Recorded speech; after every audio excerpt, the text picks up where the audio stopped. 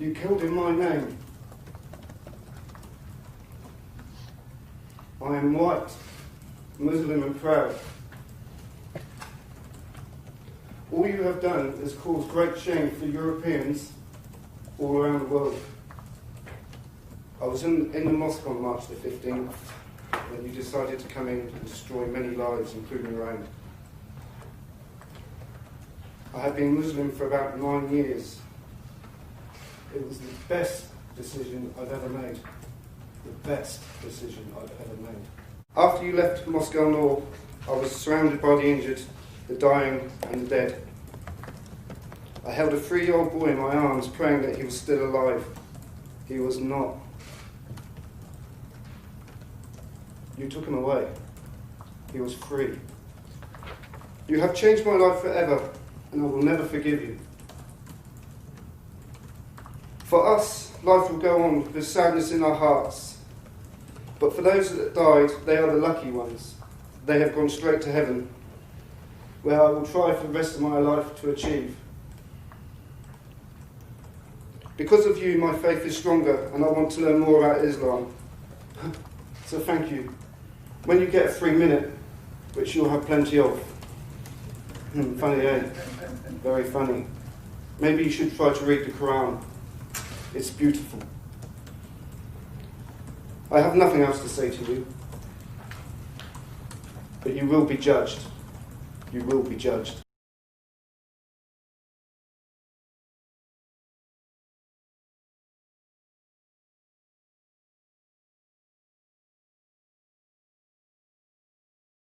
My name is Mirwais Waziri and I'm originally from Afghanistan.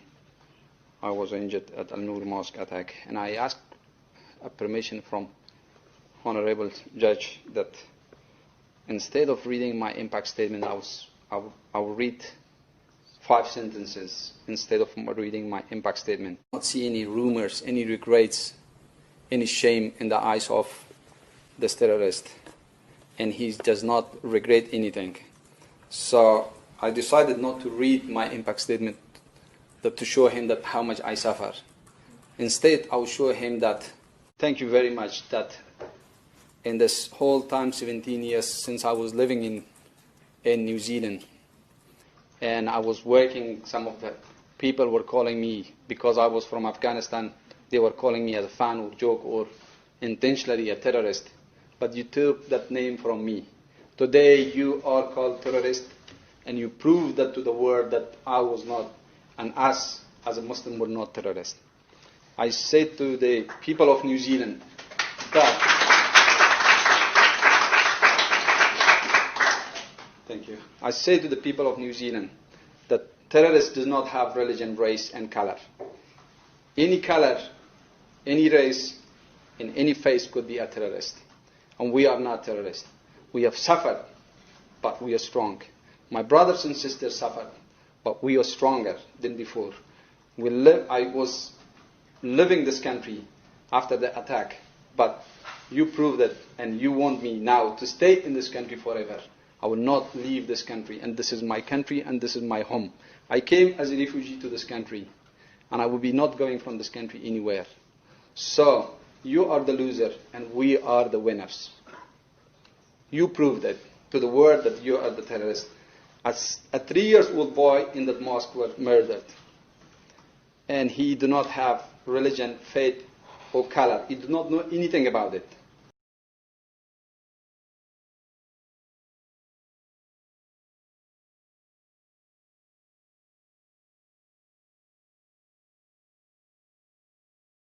Please, I want you to give this man the highest punishment if you can.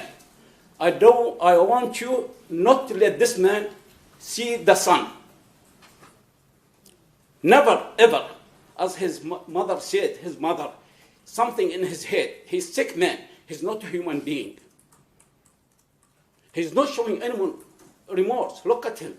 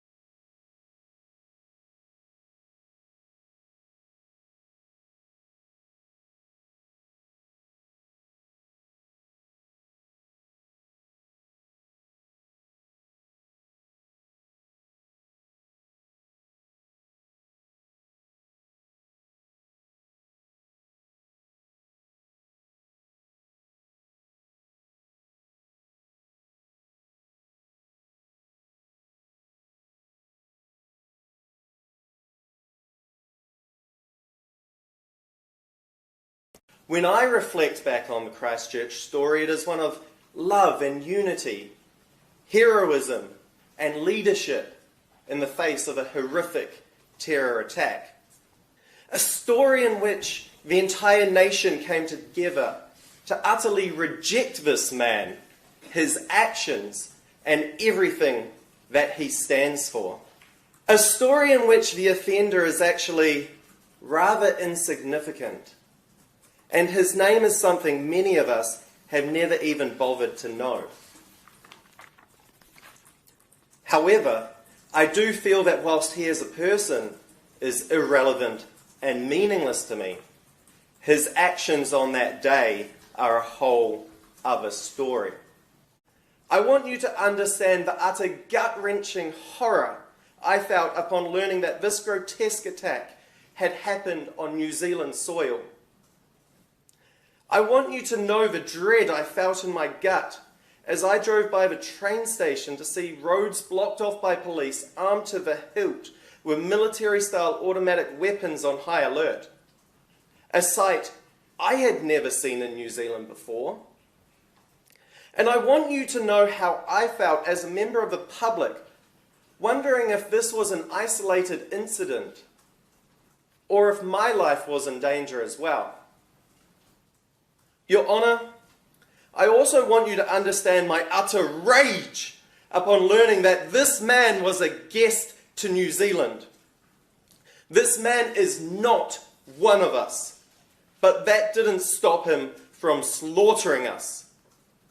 He entered into our home with ill intentions and hate in his heart, only to repay our hospitality by murdering our family and our guests. People who we welcomed into this country with the promise of a better life.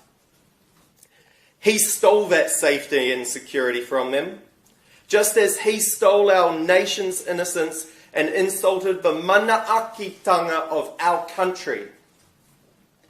He immigrated to the land that my family have called home for 7 generations and killed our loved ones in cold blood. And for what? He had no issue with Linda Armstrong. He didn't even know her. Instead, filled with his own racist agenda, this coward hid behind his big, powerful guns and shot little old Linda from afar. She never even stood a chance.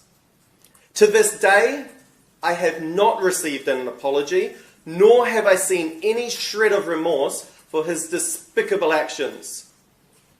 I want you to remember the fact that he also terrorized me and my friends through Facebook, when he deliberately chose to live stream his murder spree. And it was through Facebook, a social platform that I use daily to connect with my friends and share the happiest and most important moments of my life, that in the hours after the attack, and without the knowledge that my auntie's body was lying lifeless in the Linwood Mosque, that I too was sent and innocently watched the video, not knowing what I was viewing. But what I saw on that video will haunt me for the rest of my life. I want you to remember that the magnitude of his crime was so great, and the destruction that he left in his path was so brutal, that it would be nearly 5 full days before the police could officially identify and tell our family that Linda was amongst the dead. I want you to put yourself in my shoes during that time period and imagine the utter despair of call after call going to voicemail. The constant messaging between my family trying to get hold of Linda. And then after days of deafening silence, having to Google her name just to try and work out whether she was even alive or not. I want you to then imagine the crippling wave of emotion and anger that took hold of my body upon seeing her name as listed as dead on an online news article. This is not okay. Despite having over 30 counselling sessions with my psychotherapist, I still struggle with the anxiety I feel anytime I'm in a crowded or public place, which leaves me uneasy until I've identified a number of escape routes, hiding places, and potential options to use should this man, or someone like him, ever decide to open fire upon me. Your Honour, knowing that a hate-filled lowlife like this man could kill me at any time and for any reason is my new normal. In wrapping up this statement, I want you to know that I do not seek vengeance. He really isn't worth my time or my energy. I put my faith in you, that you will protect me and the future generations of our nation from this man and ensure he never, ever has the opportunity to hurt another living soul again.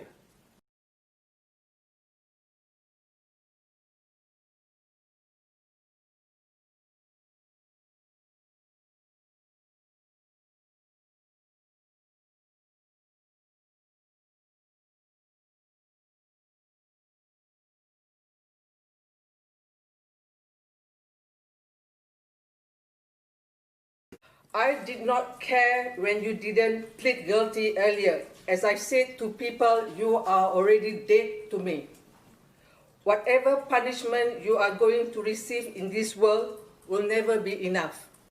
I too was present in the mosque when so many lives left this temporary world by your hands. My survival comes as a great blessing, and when I reflect on that day, I decided that I will live my life doing great things for our people, our community. You are a person who needs help and guidance. You choose to perform a despicable and cowardly act. My son now leaves this temporary world as a martyr, God willing.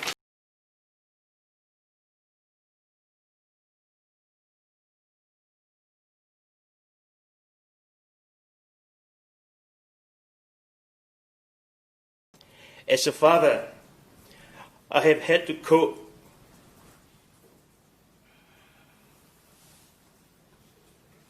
with sudden loss of my eldest son Tariq daily after the mosque shooting. We talked to the media and were on the news as we were hoping that Tariq would see us and that he would contact us. I was desperately hoping that he was alive. I could hear other families around me crying as they heard their loved one names being read out one by one. I was holding on to hope. I hope I wouldn't hear his name, but the Imam said Tariq Rashid Omar.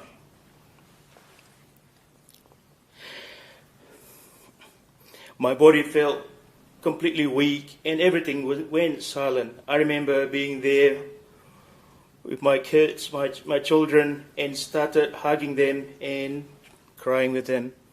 As a dad, I am supposed to be strong for my family, and as a dad, be invincible in our children's eyes. I couldn't hold my emotion together to be strong for my family because I was hurting so much inside to hear that I had lost my baby Tariq this day. As a parent, no matter how old your children are, they will still be your babies forever. 2 days later, I went together with my wife Rosemary to the mortuary to view Tariq's body and to identify him. It was the hardest thing I have ever done in my life. Tariq was lying on the table lifeless. I couldn't hold back my tears, even though I was trying so hard to be strong for my wife.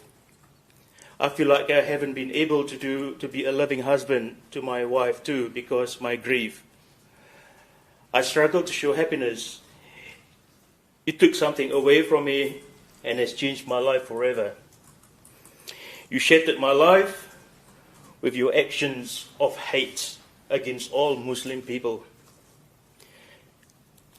Your actions have failed to spread hatred or create division within society, but have in fact actually brought our nation together and has bonded New Zealand people together.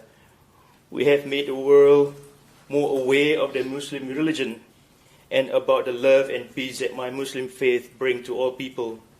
In my religion, I am taught about forgiveness, if possible.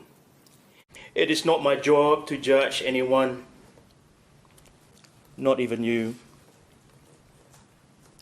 I believe judgment is left in the hands of Allah, and this time will come to you. I see not only you have taken my son away from me and his family, but your family have also lost you. I like to think that you will find peace within yourself, but I doubt peace will ever come to you. I will never be able to forgive you.